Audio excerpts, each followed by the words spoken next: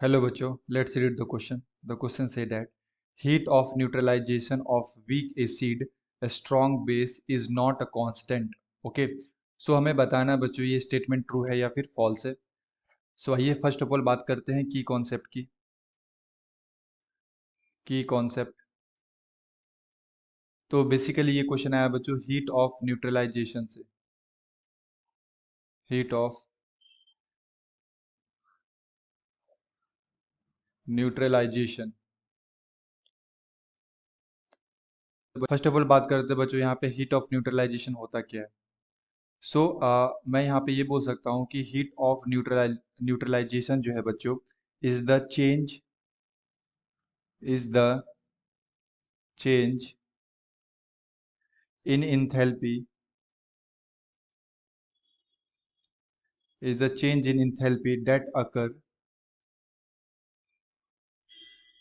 that occurs when one equivalent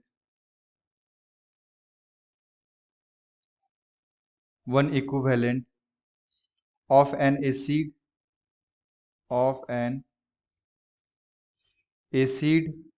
and a base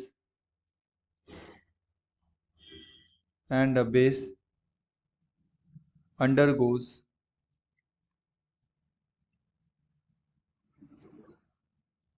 neutralization reaction.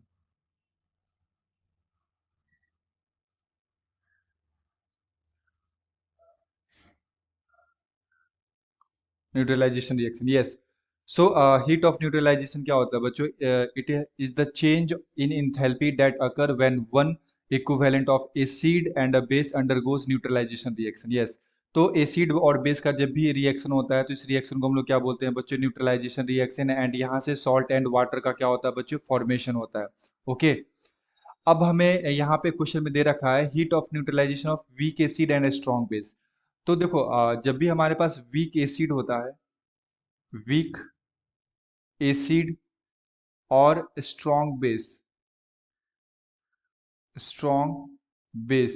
तो यहां से बच्चों मिलेगा सॉल्ट प्लस वाटर.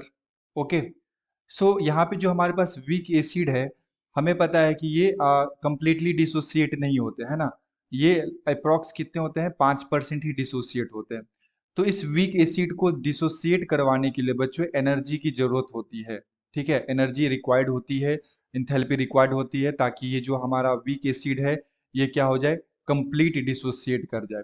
सो जब भी अगर आप देखो यहाँ पे लाइक जैसे मैं यहाँ पे एक एग्जांपल ले लेता हूँ, HCN हमारे पास कैसा है, वीक एसिड. अगर आप इसका रिएक्शन करवाओगे NaOH के साथ, ठीक है, तो ये बनेगा NaCN, साथ में बनेगा H2O. तो यहाँ पे जो HCN है बच्चों ये हमारा कैसा है, वीक एसिड. तो इस वीक एसिड को डिसोसिएट करवाने के लिए एनर्जी और इंथैल्पी की क्या होती है, रिक्वायरमेंट होती है. सो इसका जो इंथैल्पी का वैल्यू आएगा बच्चों, इसका कांस्टेंट वैल्यू नहीं होता है ना.